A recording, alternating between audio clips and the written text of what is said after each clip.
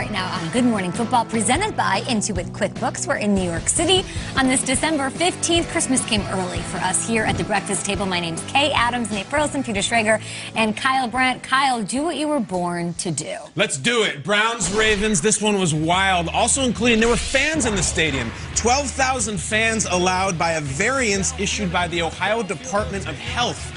Made this atmosphere even better. Look at it. Real Browns fans in 2020. Not 50, 12,000. We're going to jump right into the second quarter. The game's already tied 14-14. Lamar was brilliant, and he gone.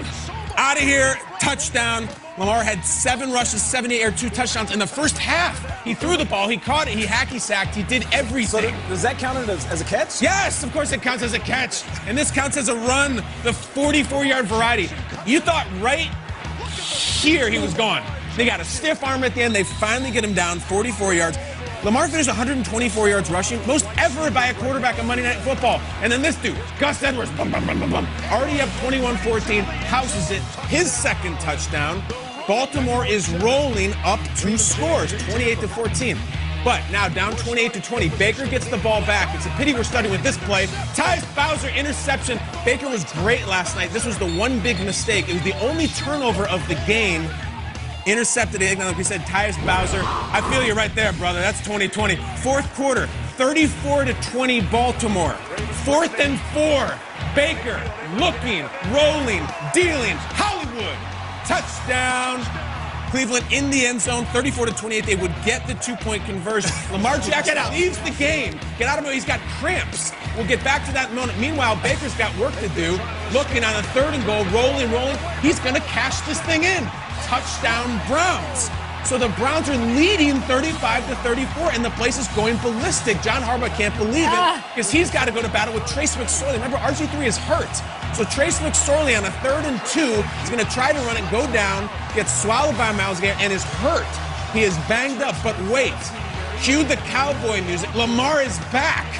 He's going to get his helmet on a 4th and 5. Paul Pierce? This is his first play. We'll get to the truth. First play after leaving the game, and all he does is go! Incredible! Hollywood primetime jet is on! He had a couple of drops in this one, Kyle. He did!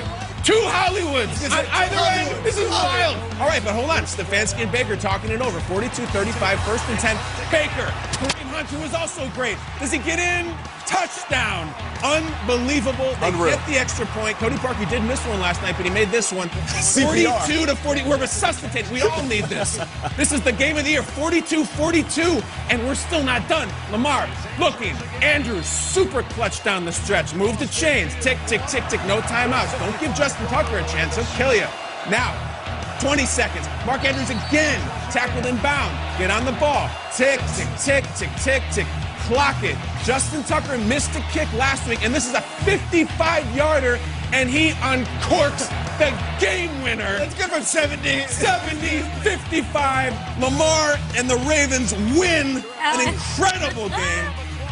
Game of the year, 12 touchdowns, an NFL record-tying 9 rushing touchdowns, 89 points, 900 yards of offense, and 1 Ravens win. Lamar talked about afterwards getting back on the field and seeing McSorley out there hurt while also taking a shot at an NBA great. Lamar, how was your night? Trace was doing a great job dropping the ball down the field. Then I see my guy go down, and as I'm seeing him go down, like, I'm still stretching. Like, I'm like, I got to get back. I'm catching the attitude because I'm like, man, it ain't going the way we want to. And then I see him go down, and I'm like, we got to start now. Like, we just got to go out there now. And I start running out there. Kel running with me. It's 4th down. And offensive line blocked their tail off, and our guys just made great catches, and we came out with the victory. So just to clarify, you didn't have to use the bathroom or anything in the back, right? You know, there was a lot of talk on social media that you were kind of like jogging, like you had to use the bathroom or something. No, I was cramping. I ain't putting Paul Pierce. I didn't put Paul Pierce. I was cramping. Wheelchair. I was telling Nate before the show, I had to Google that. Did not know, but I obviously saw what Twitter had to say. Huge win for the Ravens. 1 game closer to the wild card. The Browns stay in the 5 seed if the playoffs started today, guys. Cleveland would take on the Titans, and as you can see, Baltimore is not pictured here. Nate, it wasn't even the cramps Lamar had to fight through. He had the cleat issue. He was slipping and sliding all over the place, changed it up for the second half. Well, what did you think of last night's game of the year? It was fantastic. First, let me just give a round of applause to both teams. What a Monday night game it was. For me, this was the Lamar Jackson experience that I've been asking for. And there's a couple of plays that stand out. Producers, just roll the tape. Right before halftime, there were a couple of plays that wowed me. Check out Lamar Jackson in the pocket collapsing around him. He's spinning around, and sometimes this doesn't work. In this game, this didn't work a couple of times. But then he finds Mark Andrews, who releases late, and they get in field position. So, of course, extending the plays with his legs in a way that only Lamar Jackson can do. And then after that, what does he do? He says, you know what? I'm just going to take matters into my own hands like a superhero. And he gets in the end zone.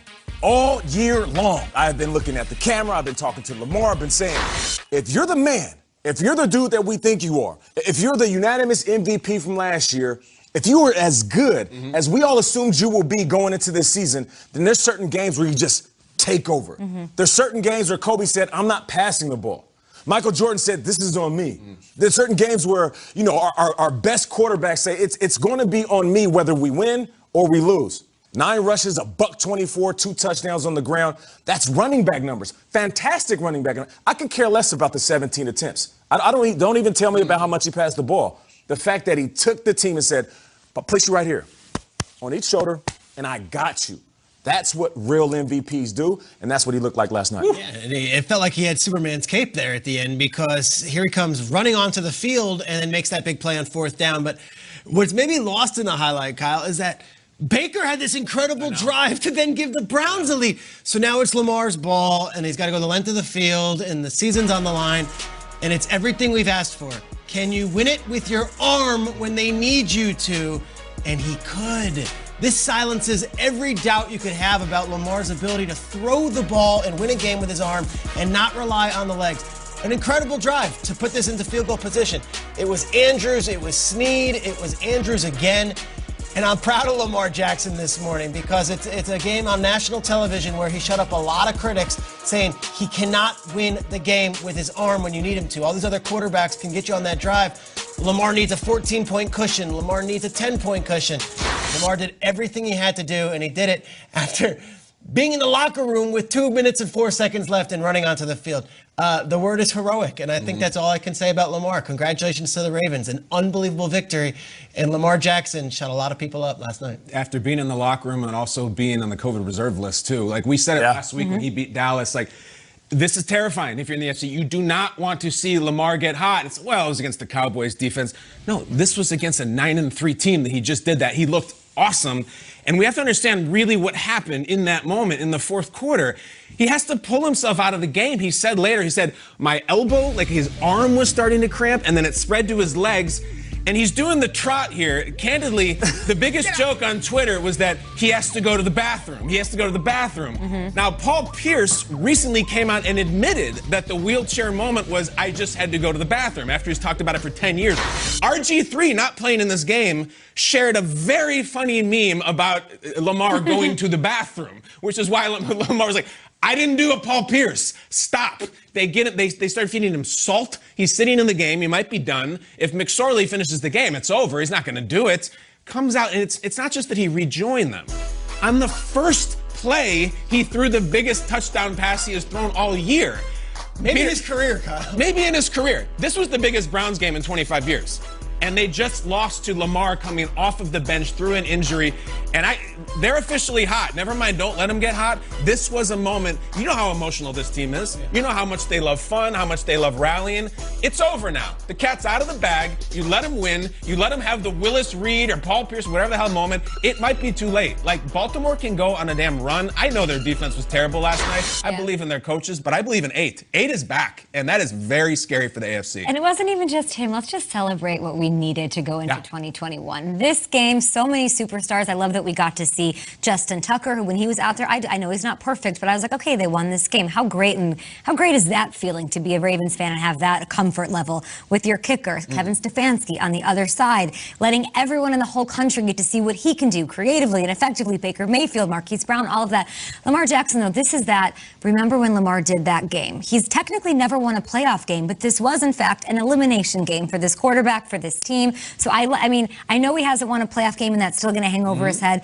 But this was. It was a moment. This was the tattoo moment that you talk about so often, Kyle. Can't you feel the energy at the table this morning? Yeah. This feels like a completely different set, a completely different show, and it's because Lamar just did the Superman thing, and he's the MVP. And it's like, he's back. That's my MVP. He's back. Yeah. And Cleveland, that's my quarterback. Last, they would have won. That's my quarterback. It's too bad for Cleveland. They needed one more possession, they would have won. And the Browns. Baker was awesome. Yeah, the Browns aren't done. You got to be excited about them, too. Exactly. We'll break this game down. We've got more highlights ahead. We're very excited this morning. But let's bring in Tom Pelissero this morning to give us an update around the league. Let's start with the Cowboys here. We got a little insight, actually, into the Jones family and how they feel about their head coach, Mike McCarthy. What's the latest there? Okay, Cowboys executive Stephen Jones said there will be absolutely no change with Mike McCarthy. He has the utmost confidence that they will get the ship righted soon. And Jones also said he's surprised that there would even be a question about whether or not Mike McCarthy is back in 2021. Cowboys have had a lot of challenges for McCarthy to implement his program. Because of COVID-19, of course, all facilities closed in the offseason. They could not implement a new culture in the building. They could not implement a new and much more complicated defensive scheme on the field. And then you have all the injuries from Dak Prescott. They used 4 different starting quarterbacks. They had their entire starting offensive line wiped out. Defense, of course, has not been good enough. It did show signs of life last week against the Bengals in what defensive coordinator Mike Nolan called their most complete game of this season. Cowboys are still alive, barely, in the NFC East, and they will be looking for their first win streak of the McCarthy era on Sunday against the 49ers, okay? Appreciate the update, Tom. How about this game last night, though? What'd you think? I didn't sleep. Did you guys? That was the game of the year. There's no question about it. Oh, man. I've got all the under-eye concealer in the world this morning. Thank you so much, Tom. We love you. We'll talk to you in a bit. An AFC West absolute battle under the bright lights of Las Vegas. The Chargers, they want to impress in primetime. They've got their stud rookie who bounced back after being shut out to Bill Belichick and company. But the Raiders, they need this win. They need it to keep pace in the playoff push. Thursday Night Football, Thursday, 7:30 p.m. Eastern on Fox. You can see it right here where you should on NFL Network. Lots of options as well. If you are a streaming type of person on Prime Video. Up next, maybe the top performance of the week, even after last night, Hassan Reddick. Let's not forget these 5 sacks for New York. We are asking, did it give you strength? Next.